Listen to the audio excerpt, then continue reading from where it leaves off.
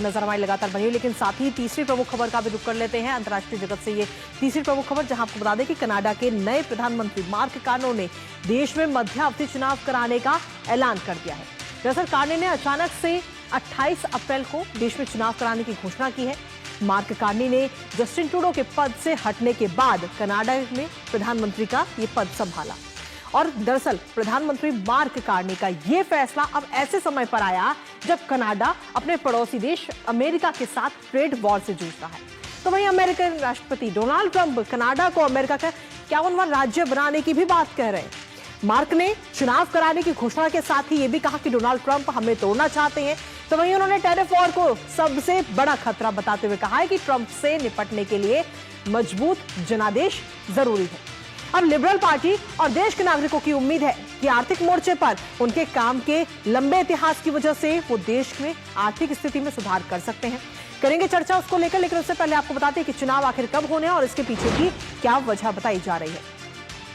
तो आपको बता दें कि कनाडा में 28 अप्रैल को होने चुनाव, और जहां नए पीएम मार्क कार्ने ने अचानक से ये ऐलान किया है। और इसको लेकर के आपको बता दें कि 20 अक्टूबर तक हालांकि ये चुनाव होने थे, लेकिन अब 28 अप्रैल को ही ये चुनाव किए जाएंगे। इस बात का ऐलान इस वक्त कनाडा के पीएम की तरफ से किया गया है और समय से पहले ही चुनाव की घोषणा की गई है, जिसके पीछे कई राजनीतिक कारण भी देखे जा रहे हैं। और उसमें कहा जा रहा है कि जिस तरीके से ट्रंप की तरफ से लगातार धमकियां भी मिल रही है, टैरिफ वॉर एक तरह से छिड़ा हुआ है, इन तमाम चीजों को लेकर यह ऐलान किया गया। इसके साथ ही आपको बता दें कि लिबरल पार्टी का नेता चुनने के सीधे तौर पर आसार इस वक्त नजर आ रहे हैं चुनावों के दौरान। इस पर अगर हम नजर डालते, साथ ही ट्रंप से निपटने के लिए मजबूत जनादेश मिलने की बात भी इस वक्त कनाडा के पीएम की तरफ से कही गई, क्योंकि ट्रंप की तरफ से एक तरह से देखें तो ये वॉर छिड़ा हुआ है।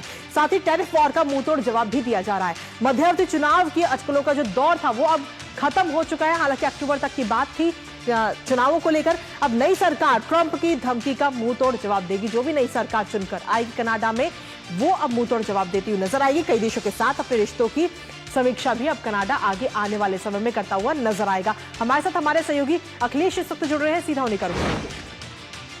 अखिलेश, फिलहाल अगर कनाडा की राजनीति की बात करें तो कई सारी चीजें निकलकर सामने आ रही है। जहां एक तरफ वहां जमीनी स्तर पर हालात खराब होते हुए नजर आए, वहीं दूसरी तरफ अमेरिका भी कम नहीं है। अमेरिका भी लगातार वार करता हुआ नजर आ रहा है, जिसमें एक टैरिफ वॉर की बात सामने आई, साथ ही कनाडा को अपना राज्य बनाने की भी बात सामने आई।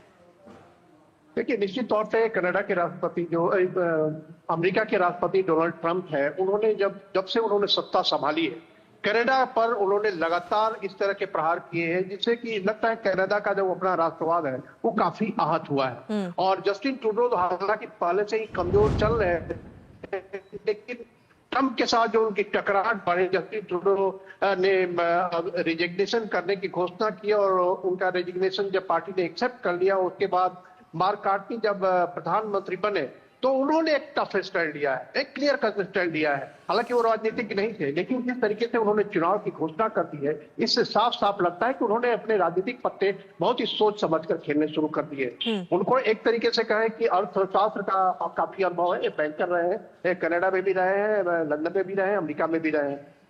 और जो उनका पूरा जो प्लान है चुनाव का, वो पूरा प्लान है कि डोनाल्ड ट्रंप की नीतियों का कैसे मुकाबला किया जाए। बिल्कुल। दूसरी तरफ उनका मुकाबला जो होने वाला है कंजर्वेटिव पार्टी से है।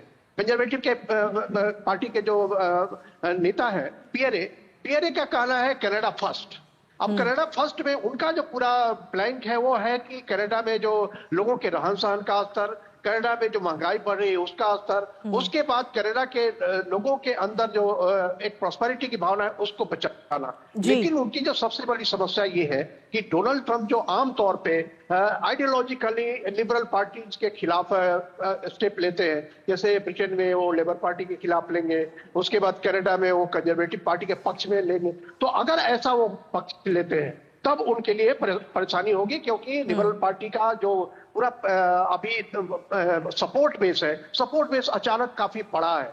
और इस सपोर्ट बेस को अगर लिबरल पार्टी बनाए रखती है तो निश्चित तौर पे जो डोनाल्ड ट्रंप की जो इच्छा थी कि लिबरल पार्टी अलग हट जाए, कंजर्वेटिव पार्टी की सरकार आ जाए, और उसके बाद जो है कनाडा जो है अमेरिका के 51st स्टेट के रूप में बात करने को तैयार हो जाए तो ये डोनाल्ड ट्रंप के मंसूबे पे काफी बुरा एक प्रभाव पड़ेगा। ठीक है। लेकिन निश्चित तौर पे जो कनाडा में इस बार का चुनाव दिख रहा है, जी। वो दिख रहा है पूरी तरह राष्ट्रवाद पर चुनाव होता दिख रहा है। बिल्कुल। और इस मामले का है कि लिबरल पार्टी का जो पलड़ा है वो भारी नजर आ रहा है। जी चलिए, फिलहाल बहुत बहुत शुक्रिया तमाम जानकारी हमारे साथ साझा करने के लिए अखिलेश। इस पर आप अपनी नजर लगातार बनाए रखिएगा। तो कनाडा में फिलहाल अब चुनावों की तारीख का तो ऐलान हो चुका है, लेकिन साथ ही लिबरल पार्टी जो है वो जमीनी स्तर पर फिलहाल अभी तक मजबूत नजर आ रही है।